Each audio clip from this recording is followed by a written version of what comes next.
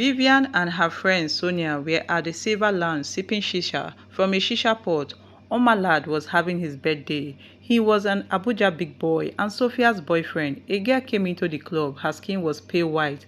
She was almost white except for her hair, which gave her the biracial look. She was tall and wearing a long crepe dress that clung to her body like a plaster. Her arms were covered with tattoos. One caught Vivian's eye, the one that had a monster sitting down. It had a head of a cow and a muscular male body. Its hand was raised into the air. A nose ring hung around its nose. Vivian nudged Sonia with her head to the lady. "She's cute," Sonia said, not paying attention. "I want that tattoo," Vivian said with a deep interest. Sonia turned to her and gazed at her intently. "You must be kidding, Viv. You know your mom is going to kill you if you draw that stuff on your body. She didn't even allow you get a tattoo of a flower. It's not the tattoo of Baphomet that she will allow you." She asked, "Where is my body? I'm not a kid anymore. I'm 24 for God's sake. I should be allowed to do whatever I want to do with my money," she said. "Don't tell your mom you told me about it before doing it, oh. I don't want wahala," Sonia said. "I'll be fine," Vivian said before getting up and walking to meet the lady. "Hello, how are you doing?" Vivian said. The lady was super friendly. Her smile was charming. "Hi, how are you doing?" she said with a strong African American accent. "Well, I was sitting with my friend there and I saw your tattoos. I loved it. Where can I get one?" Vivian asked. The lady looked at her, disbelieving. "Well, it's kind of a code symbol. You have to belong before you can have one," the lady said. Vivian felt cold running down her body. "Sorry, I just wanted it for fashion," she said. "Come on, I was joking. But it's pretty expensive. My boyfriend is in Nigeria. He has a studio at Wuse too. His charges are pretty high. Do you think you can afford it?" She asked Vivian. "Yeah, money isn't the problem. Can I have his contact?" she asked the lady, who brought out from her bag a complimentary card and handed it to her. She thanked the lady and returned to meet friends. After a few bottles of champagne, they were out of the lounge. Omalad was driving towards Wuse Market when a street preacher caught his attention.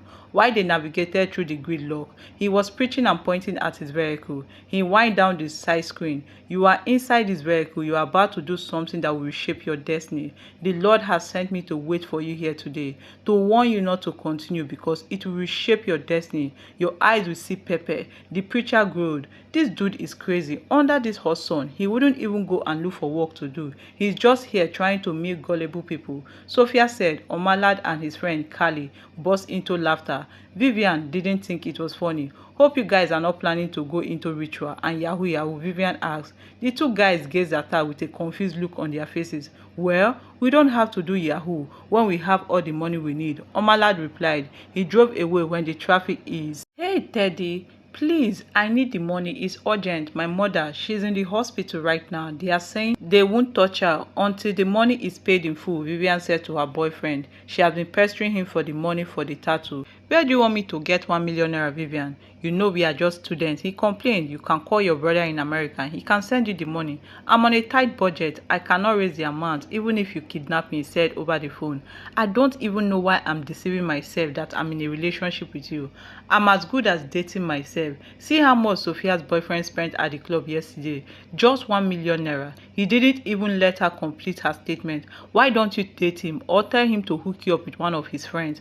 Omalad can date you and Sophia. In fact, I no do this relationship again," he said. "Fine," Vivian replied and hung up. It's been 2 weeks that she met the lady at the lounge. She wondered why she couldn't get a rich boyfriend like Omalad. She needed another means of getting the money. She sneaked into her mother's bedroom and snatched her ATM. She left Gariki to Jamo, where she withdrew 1 million naira before destroying her mother's ATM card. She had just left the kiosk where she made the withdrawal. She was putting the money into her bag when a madman walked up to her. "Be your God no get sense when he create you like this. You want to change yourself. You go cry, I go laugh," he said and pushed her out of his way. The stench from his body made Vivian hold her nose. "You better go back house before you can't carry wetin go make you dey cry for the rest of your life. Give me money," he begged. Vivian almost fled. She summoned courage and pushed 1,000 naira into his hand. He collected it and crossed over to a shop across the road and got a bottle of dry gin and packs of cigarettes. "Mumu, you still dey look me like this. Go house," he barked at Vivian. His hair and beard were dressed. She looked up when a car stopped near her. Are you the one who ordered me? An Uber asked her. She nodded and opened the door and got in. They got to Studio One. It was a posh environment. The building was two-story building. It was decorated with all forms of artworks.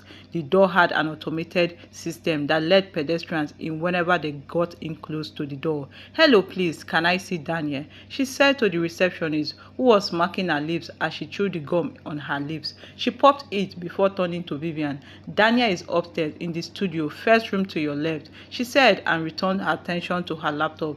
Vivian climbed to the first floor. Daniel was tall and handsome. His skin was just as light as pale as his girlfriend's skin. I'm Vivian, she said, stretching her hands to shake him. Oh, you are Vivian? I spoke with over the phone, he asked with a big smile on his lips. Yes, I am, she said. Are you ready for the tattoo? He asked again. Vivian nodded. You have to go and pay my secretary while I prep the place for the art. You have to sign a waiver here that your consent for me to give you anesthesia and draw on your body. She nodded and went downstairs to pay. She paid 1 million naira, then returned upstairs with shaking hands. She signed the waiver. He gave her book with samples. She chose the image of Baphomet, the one she had seen on his girlfriend. Wow, the exact one on Shirley. He chuckled. I want it, Vivian said. He injected her and she slept off. For 9 hours, Daniel drew the image of Baphomet on her arms. The pain was so intense, she wore her sweater and got a taxi that took her home. The house was on fire. I am going to invite the police, Chima. If you don't bring out the money, I will call your brother in America and report you. I will call the police, Mrs. Chinwe said. Mommy, call the police. When did I get back home? 12 p.m. Were you not the one sitting in the sitting room? How did I take your ATM? 1 million naira. What do I need that kind of money for? Chima said, crying. You think that crocodile tears will save you? You better bring my money. Chinwe back. Mommy, what are you talking about? Vivian asked her mother. I left the room to the kitchen. Ask him what he went to do in my room. My ATM is missing with 1 million naira. And 20,000 naira stolen. I will call the police to arrest this thief, she said. Mommy, it has not gotten to that. Please, let's go to the bank and see if we can trace who took the money, Vivian suggested. It's already 4 p.m. Which bank can we go now? She asked. Well, we'll go tomorrow morning, Vivian said. That seems to appease her mother. Chima wiped the tears from his face. He climbed into his room and gathered his clothes into a backpack, disappeared from the house. If he's not guilty, why did he run? Chinwe asked her daughter when she noticed Chima had cleared out. Mom, he might not be the one who took the card, Vivian suggested. It's not him, then who? She asked Vivian angrily. Well, Mom, I'm not saying that. He seems pain, but if you had misplaced your ATM somewhere, Vivian said. I beg, don't provoke me. I didn't go anywhere. I don't go anywhere with that ATM. It's Chima who stole it. I've called them to block the card. She hissed and went into her room. When she left, Vivian made the sign of the cross. She had thought her mother would catch her red-handed. Vivian was worn out and tired. She fell into a deep slumber. She had forgotten to bolt her door. In the middle of the night, she felt a weight on her body. She feared the wall had collapsed on her. She opened her mouth to scream, but no word came out of it. She struggled for over a minute, rumpling the bedsheet in her hands. As she struggled to get out of the bed, she opened her eyes. She thought she saw a humongous man on top of her. In a millisecond, it was gone, and she struggled up from the bed. Her mom had run to her room. What happened to you? Why were you unable to sleep? Gasping for air like it was your last, she queried. I felt something pressed down on my chest. I thought I was dead, Vivian said, embracing her mother. Don't worry, you'll be fine, she said. She got up and turned on the light switch to get Vivian out of the bed. When she saw the big tattoo on her arm, blood of Jesus, Vivian, what am I seeing? She asked. Vivian quickly covered the tattooed arms with her duvet. Her mom dragged it away. Vivian, tell me that tattoo is the kind of fake ones young people draw that fade away in days, she asked hopefully. Vivian sat frozen. The uneasy silence gave her the answers. She dreaded. Jesus Christ, this girl, you have killed me. You didn't just draw tattoo, but you drew tattoo of the devil himself. Tomorrow morning, we are going back to that place. They must wipe it or I will call the police, Chinwe cried. Mom, I am an adult, for God's sake. I can do whatever I want with my body. You can't tell me what to do with my body. I like it. I won't clean it. Moreover, we can't afford to clean it. It costs a fortune, Vivian said. Wait, Vivian. Did you remove the 1 million naira from my account to draw this rubbish? Chinwe cried. Vivian again remained silent. Answer me now, she begged, as she never done in the past. She was startled to reality. Mom, it's my boyfriend who gave me the money for the tattoo. She lied. I want to talk to him. Put him on the phone. Where did he get that kind of money? Is he not into a Yahoo? She asked Vivian, who couldn't move her lips. Give me your phone, Chinwe ordered Vivian, who immediately handed her phone to her mother. Put his number here now. She barked. She hurriedly did. She dialed his number, not minding the time. Hello? Why are you calling my number at this ungodly hour? Teddy said over the phone. It's not Vivian, it's her mother, Chinwe said. Oh, mommy, I'm sorry. I thought it was Vivian, Teddy said apologetically. Is that how you talk to your girlfriend? Well, that is not why I'm calling. Do you have a tattoo on your body, Teddy? Chinwe asked. No, ma, I can't do such thing. My parents will kill me. Oh, you know that your parents will kill you and you went ahead to give Vivian money to spoil her body. Ma, is that what she told you? Vivian asked me to give her money to draw tattoo 3 weeks ago, ma. I told her I couldn't raise such an amount of money, 1 million naira. I'm a broke student, ma. But she wouldn't listen. She kept comparing me with other big boys. Ma, she's no longer my girlfriend. We broke up. I didn't give her 1 naira. Asked her how she got the money to draw the tattoo. He said. Chinwe stared at Vivian with sadness and disappointment. First thing tomorrow morning, I will call your father and inform you of your stupidity, she said angrily. And tomorrow we are going to the place you drew that nonsense and tell them to clean it, Chinwe said. You are a thief. You stole my card and withdrew my money, and you let your brother take the fall. You have an evil heart, Vivian. She quarreled Vivian, who was still silent. She dozed off immediately her mother left the room. She immediately went into the realms of her dream. She found herself walking under the seas. She was wearing a wedding gown and holding a flower bouquet. Stumbling under the sea, she found a beautiful kingdom with tall white buildings. The sight was captivating. She saw many people partying, dancing and screaming. She wondered who they could be. As they got closer, she saw they didn't have legs. What they were fish tails, males and female. She saw the beautiful lady from the club. She and her boyfriend Daniel swam to her. We've been waiting for you. Why did it take you so long to appear in the realms of the spirit? The lady said. Vivian was confused, but she followed along behind them. She got to the front of the thousands of mermaid people. She saw the prince. He walked to her. He had human legs, tall and broad-chested. He was amazed by Vivian's beauty. He was the only one with human legs. When my disciples told me about her, I didn't believe. You look prettier than you look in the mirror, he said. Will you accept to be my wife and sit by my side on the throne? He asked Vivian, who was confused and didn't know what to say. The lady nodded to her. We told her to say, yes, I will. The handsome man picked her from the floor and spun her around. When you drew my tattoo, you became bound to me. No one can sleep with you, or else bad things will happen to them, he said. Vivian stared at him morosely.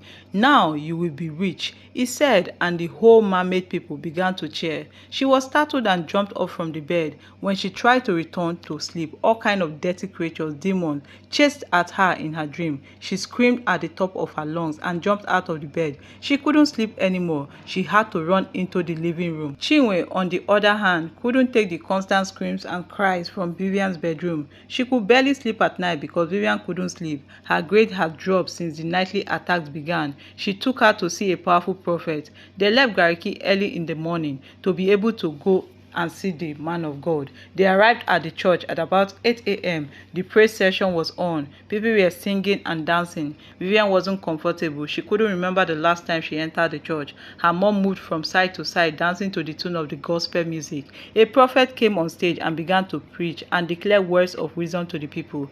I want to speak. Can I speak? He asked his congregation. Speak, Papa, the congregation ruled. There's a lady in this place. She got herself into trouble with the devil. When she submitted herself to be initiated by the devil, the pastor said, cold shivers spread across Vivian's body. If you are the young woman, rise up now. If you see what I see about you, the devil wants to finish you. Stand up now, he commanded. Vivian remained pinned on her seat. Chinwe nudged her to stand up, but she was too rigid to board. The pastor walked up to where Vivian and stood in front of her. Rise up, young woman. We are not here to play. We mean business. She screamed into the microphone. Vivian reluctantly got up. She didn't believe any man of God. She felt they were all fake.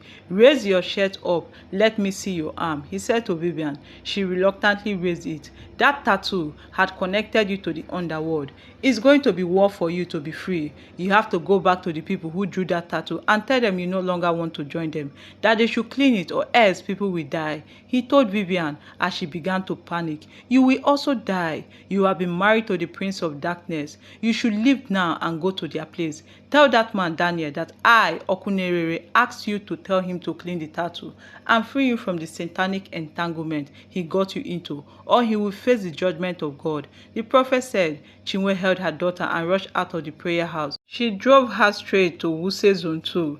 They found their way to the tattoo studio. To her surprise, the place was locked. She looked around for policemen who were manning the gate. Please, sir, what about the people who owns the tattoo studio? She asked. They have packed out. The building has been sold. They left here 2 weeks ago, the policeman said. Vivian stumbled back. She was almost falling. Her mother grabbed her. Jesus Christ, please, must I be dreaming? She said to herself. Chinwe left with her daughter while they were driving out of the street. She saw Daniel's girlfriend trekking down the street. She was wearing a pink chinos bomb short and a white polo shirt. Mommy, stop the car, she said, jumping out of the car before he stopped. Chinwe jumped out of the car and ran after her daughter, Vivian. Wait for me, she cried as she chased her daughter. Vivian kept chasing the lady as she walked hurriedly. Please wait for me, Vivian screamed. She was tired of running, but she kept on running. When the lady took a corner and Vivian turned after her, the lady was gone. Oh God, this cannot be real, she cried. Chinwe finally caught up with her daughter. She was out of breath.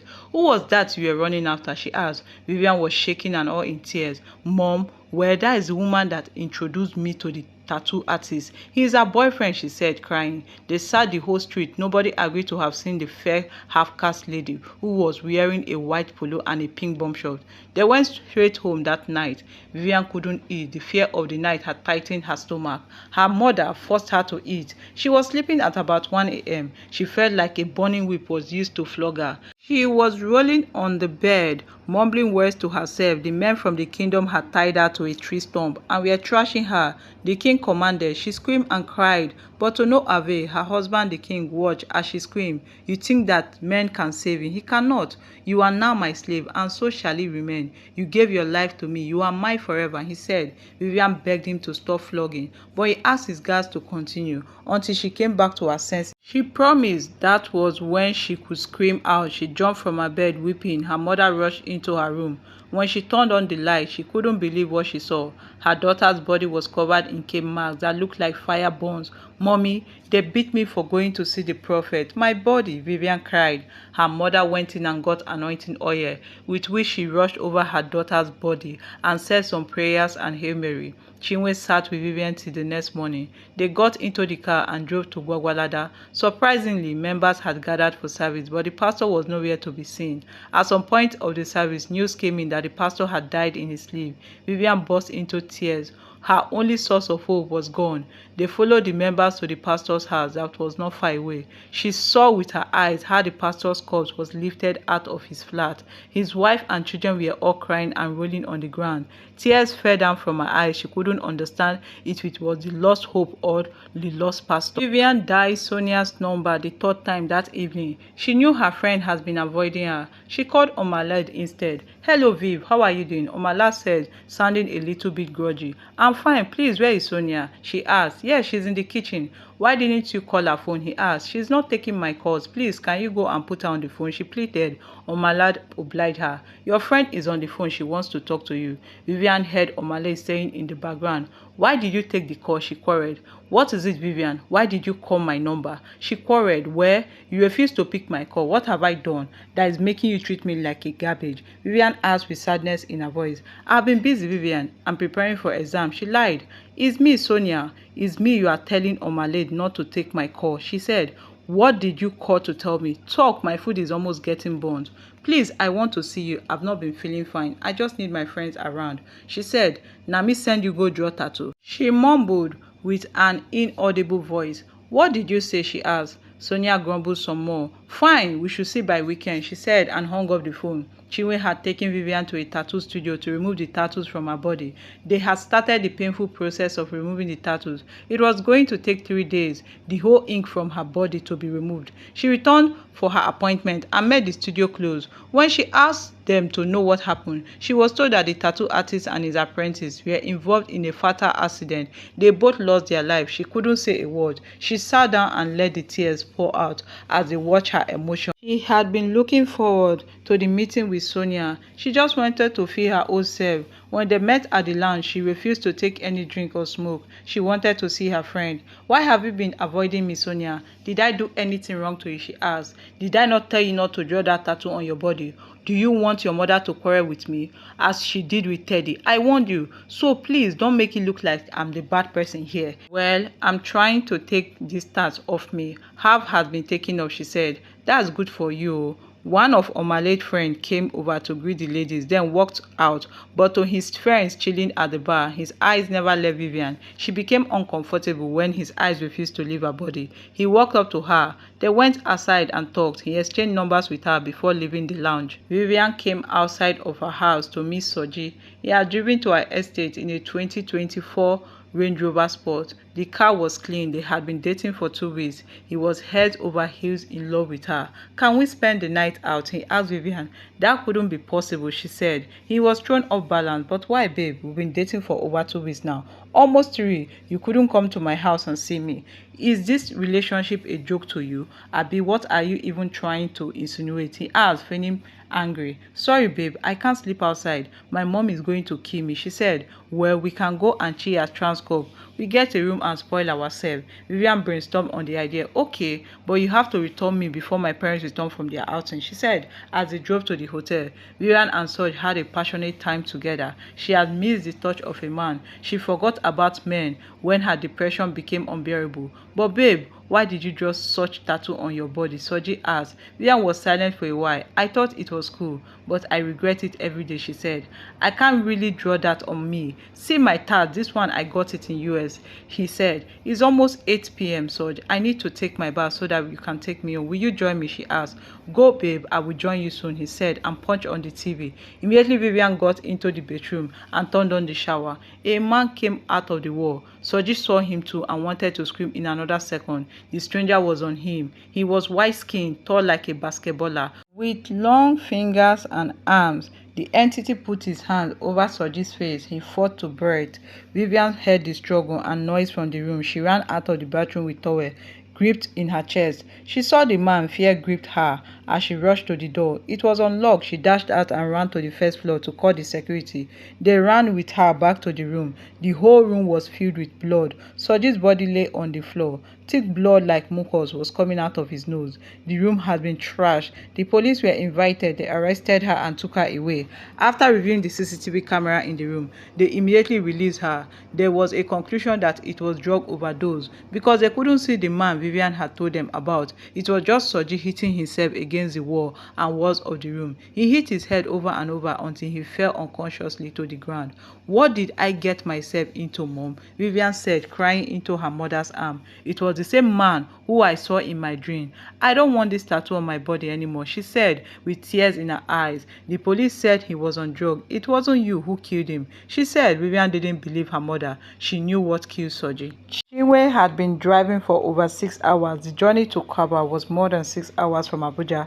The prophet that she was told to go and meet had promised over the phone to have handled the worst situation than Vivian. He said it was just a simple prayer. They reached Kaba town at about 12 p.m. The drive to the pastor's church was another 30 minutes. It was a white garment church perched on the top of a hill. The walls of the concrete were white, and the prophet was inside the church. His garment was decorated with blue satin fabrics. He was tall and dark in complexion. "Madam, you will go to town, get a hotel room and stay. I and my prayer warrior shall be fasting and praying for your daughter 3 days, fasting When we are done, you'll be called to come and pick her up. The prophet said, well, you have my phone number. Call me if you need anything. Chinwe said, did you bring the ram as I instructed? And the local sponge? He asked Chinwe. She nodded and handed him over the bag containing the items he asked. She drove to town. The pastor began to pray. Vivian was uncomfortable in his presence and couldn't tell why. Do you really want the demon to leave you? The prophet asked. She nodded anxiously. Around 6 in the evening, I will take you to the river bank to give you a spiritual bath. He said. She wondered how baths connect with her situation. It's a ritual to prepare your soul from cleansing. Vivian was made to fast the whole day. She had napped inside of the church when the Prince of Darkness appeared to her. Do you think that this man can save you from me? The entity, who took a form of a tall and handsome white man, said, what do you want from me? Leave me alone, she cried. She had wiped off the tattoo that connected them, but couldn't tell why the entity wasn't letting her breathe. We are married at the altar of hell. No man, no God can save you from me. You are my slave. You shall be mine till the day you die, the entity said and disappeared. The prophet took her to the river bank at about 6 when the sun was fading. She was made to tie red wrapper while the prophet and his members danced around her. He began to scrub her with a sponge as they spoke incantation and in tongues, commanding the demons to let her go. After the bath, they collected her wrapper and squeezed it into a big calabash with raw eggs, a little portion of beans, kola nuts, and a bottle of Fanta. The prophet pushed it away. They watched as the water flowed away with the calabash. When they returned to the church, the prophet came to Vivian at night. My child, I need to go into you to chase the demon out of you. He said, go into me. How, sir? Vivian asked. Well, like a man goes into a woman, your spirit husband won't leave you until another strong spiritual man deposit his seed in you. He said. Vivian was stunned beyond word. She opened her mouth to speak, but words couldn't form. Do you know that you may die if you sleep with me? She asked. I am Prophet Osubanda. The devil listens when I talk. I will chase his son away and make you free, he said. Vivian couldn't utter a word. She just nodded. Vivian then proceeded to lay on the mat given to her in the middle of the large church. She couldn't sleep all night. Her eyes popped open when she heard the door creaked open. Light from outside of the church poured into the church. The pastor walked to her in her sleeping position. He was wearing a white round neck polo shirt and a white tracksuit pant. Are you ready for your deliverance? He asked Vivian. Yes, I am. She said, her heart beating in her chest. As the deliverance was going on, kept saying amen, amen, amen. Anything I do to you, he said. And so she did. As he pumped her, he was with her for over 30 minutes before leaving for his house that was at the back of the church. Vivian lay in bed weeping. She couldn't believe that her life would be so unrecognizable to her. She wept till she dozed off. At about 7 a.m., a loud cry rang in the church compound. Vivian ran out to know what was going on. She was blown off her feet when she heard the prophet has passed away in his sleep. She rushed into the church and grabbed her luggage. She took to her heels. She ran straight to the hotel where her mother was lodged. When Chinwe saw her daughter at the door of the hotel room, she knew something was terribly wrong. Are you okay, Viv? Her mom asked. She was visibly shaking. Mom, we have to leave. We have to leave now. The pastor is dead, she said, pacing the room. Dead? How? The man was hale and hearty yesterday. How can he just die like that? She asked. Mom, he slept with me. He said it was part of the deliverance. My husband said he would kill him off, she said. Chinwe got up and began to pack her things. We must leave now, Mommy. I'm not comfortable here. They rushed into the car and drove out of the hotel. As soon as they hit the major road, they saw a mob on motorcycle riding towards the church, shouting out threats towards Vivian and her mother. The wife of the pastor kept calling Chinwe over and over again. She had turned off her phone. When they got home, Vivian was alone in her room crying. She felt an arm around her shoulder. She jumped up and turned to see the prince sitting next to her. You think you can allow other men sleep with you? He asked. You don't own me. You should let me be alone, she said, crying. I told you we are married, the prince said. I'm not married to you. I beg you in the name of God. You should leave me alone. You cannot keep doing this, please. She knelt down before the entity, tears pouring down her eyes.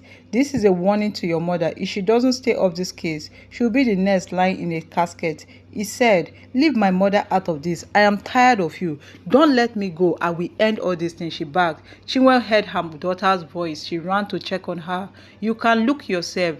That is the only way you can be free from me. Or you stay away from men I am the only one who has the right over your body, the entity said. When Chinwe opened the door, the entity had already left. Who were you talking to? No one, Mom. I'm just stressed and tired. I'll be fine, she said, wiping tears off her eyes. She walked out of the house barefooted. She kept walking aimlessly until she stopped at a water park. She sat on the concrete bench overlooking the deep Jabi Dam. She had been looking for a quiet place to end it all. Water sounded good to her. Vivian put her hands in her pocket and brought out her handset. Tears poured out of her eyes as she began to type.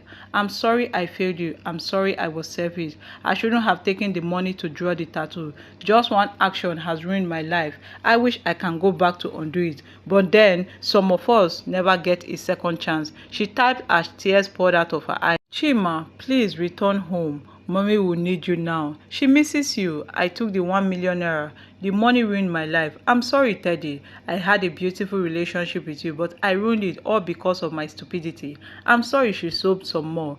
Sonia, I thought you were my bestie, but you forsook me when I needed you most. I'm almost 26 years old, no progress. I dropped out of school on my final year last semester. This demon wouldn't let me be. I would have stood by you if you were in my place, Sonia. Write me a beautiful dirge. Tell people how a wonderful friend I was when I was alive. I am sorry to you all that I disappointed you people. You can find my body in Jabi Dam. I don't want a public burial. Just bury me quietly. She updated the post on her Facebook. She used to be a baddie on social media with over 200,000 followers. Her post soon went viral around Africa. In less than 15 minutes, Blog had picked up her post and broadcasted it. Hello, Teddy. Did you see what your babe posted online? A friend of Teddy said. He said no, and the friend proceeded to show him the post. He immediately began to dial the number he saved as love of his life. The phone was ringing and Vivian refused to take the call. Emeka, borrow me your car. Let this girl not go and do something stupid to herself. He said, men, I will go with you. Emeka said with two young men began to speed from Wuse Zone 2 towards Jabi Lake. A white man appeared at the back seat of the vehicle while they were speeding down Wuse Expressway. He was wearing a grey suit and a black turtleneck shirt. When he spoke, the two men were startled. Jesus, who are you? Teddy cried when he saw the man. I told you to leave my wife alone. You don't want to listen. The man, who sat cross-armed, leaped on Teddy, who was sitting on the front, and grabbed his neck.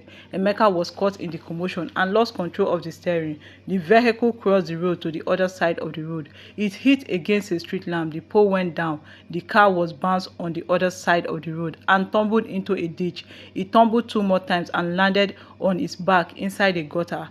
After about 20 minutes of posting, Vivian finally summoned the courage to take her final breath. She dropped her phone on the park bench. She walked out of the park and went to the main road that ran over the water. She stood there holding the ramp of the bridge, staring into the deep water below. You should do it, her spirit husband said, standing next to her. She let the tears pour down of her eyes. You are going to be useless since you have chosen to be useless to me.